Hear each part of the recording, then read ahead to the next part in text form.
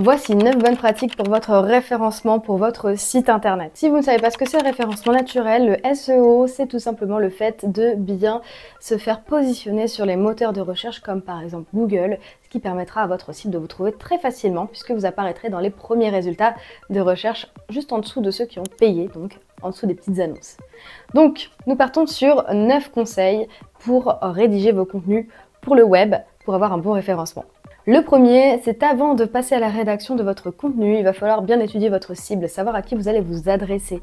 Pour ça, vous allez pouvoir du coup peut-être définir des personas ou alors tout simplement vous référer justement à votre cible par rapport à votre base de clients et savoir par rapport à votre segmentation de cible, qu'est-ce que vous allez pouvoir adresser comme contenu à ces différentes cibles. Vous allez donc pouvoir définir leurs problèmes et savoir quelle réponse vous apportez à ces problèmes grâce à votre entreprise, à votre service ou à votre produit. Vous allez aussi pouvoir définir dans cette partie-là les objectifs que vous souhaitez atteindre avec votre page, avec l'article que vous êtes en train de rédiger. Est-ce que le but c'est simplement d'apporter de l'information? Est-ce que le but c'est d'avoir des appels? Est-ce que le but c'est d'avoir des nouveaux contrats, d'avoir des devis, de vendre? Toutes ces choses-là, il faut les définir en amont pour savoir ensuite quel sera l'intérêt de votre article, de votre page. Le deuxième point sera de choisir un sujet. Maintenant que vous savez à qui vous allez vous adresser, vous allez pouvoir essayer de définir exactement qu'est-ce que vous allez lui adresser comme message et de quoi vous allez parler. Si vous n'avez pas d'inspiration, vous pouvez aller sur des sites internet comme Google Trends qui est gratuit, qui permet d'avoir les tendances en termes de requêtes sur Google. Vous avez également les questions sur Google. Vous avez plein d'outils qui sont disponibles aussi comme Answer de Public qui regroupe l'ensemble des questions que les personnes posent, donc c'est comme un forum.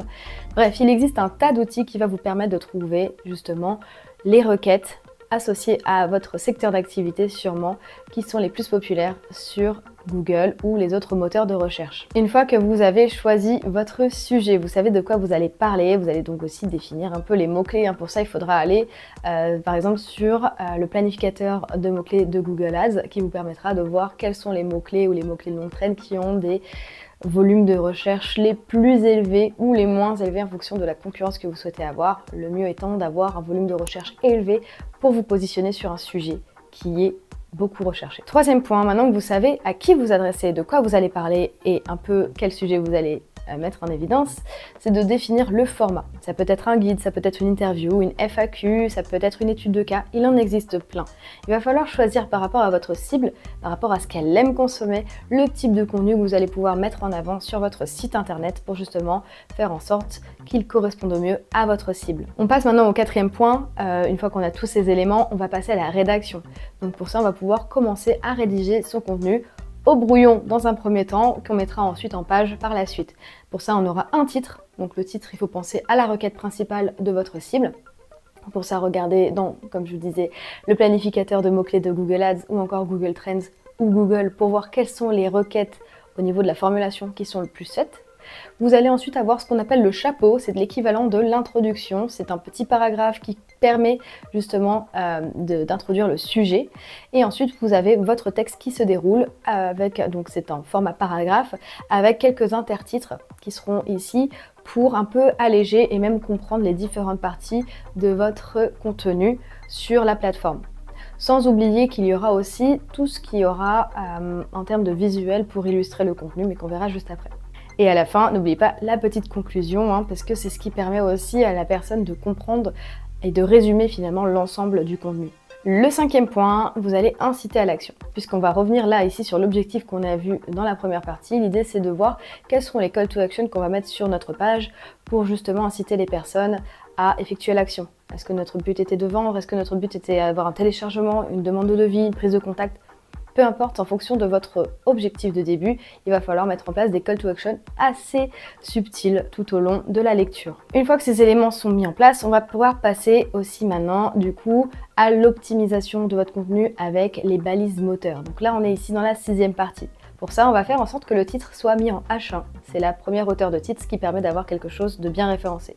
Le chapeau sera en paragraphe et ensuite nos intertitres seront par exemple en H2. Ce sont des hauteurs de titres différentes. Il faut simplement avoir cette hiérarchie des titres qui va permettre d'avoir quelque chose de facilement compréhensible par le moteur de recherche mais aussi par vos lecteur. Il y aura après tous les éléments comme l'extrait qui va apparaître sur Google qu'il faudra optimiser et la métadescription, donc des choses qui sont hyper importantes pour faciliter la lecture et surtout en donner envie au clic. Vérifiez bien également la qualité de votre URL pour que celui-ci soit avec des mots-clés qui correspondent à la page et qui ne soit pas non plus trop long. On en vient ensuite au visuel dans cette 7e partie, donc qui vont être aussi très importants. On a cette première image de une. Donc l'image de une, c'est l'image de couverture finalement de votre page, de votre article, qui va devoir illustrer un peu l'ensemble. Elle est là pour attirer, elle est là pour illustrer. Tout au long de l'article, on aura également des images ou des vidéos qui vont permettre d'illustrer à nouveau aussi l'article. Et pour ça, chacune des images qui seront sur votre site internet devront avoir une description, une légende, mais aussi un texte alternatif pour faciliter la lecture et la compréhension de la part de Google, mais également de la part des autres personnes qui vont consulter votre contenu. 8e point, on ajoutera des liens. Les liens sont hyper importants pour faire vivre aussi la page, mais aussi pour ramener vers votre page. Ça peut être des liens externes ou ça peut être des liens internes. L'idée, c'est de mettre des liens forcément. Pensez également à tous ces backlinks que vous allez pouvoir créer. Donc, c'est des liens qui vont être sur d'autres pages, mais qui vont ramener sur la page qu'on est en train de construire pour faire en sorte d'amener du trafic et montrer surtout qu'il y a de la vie, de la visibilité. Et enfin, la dernière partie, la 9e, le partage. Vous allez partager votre contenu, mais surtout vous allez pouvoir mettre en avant peut-être des boutons facilement pour partager sur votre page et pourquoi pas en mettant le nombre de fois où le contenu a été partagé pour inciter les autres personnes aussi à partager. Moi, ce que je fais généralement, c'est qu'à la fin de chacun de mes articles de blog, j'ai 3 épingles Pinterest déjà prêtes qui nécessitent plus qu'à être cliquées pour être épinglées sur le compte Pinterest des personnes qui ont lu mon article. Je facilite la tâche, je donne envie de partager et je mets en évidence le fait que c'est quelque chose qui doit être transmis. Si jamais vous avez besoin d'aide pour votre référencement, n'hésitez pas à me déléguer la tâche d'optimiser votre site, de rédiger vos articles ou alors tout simplement de vous accompagner pour être autonome dans cette partie-là.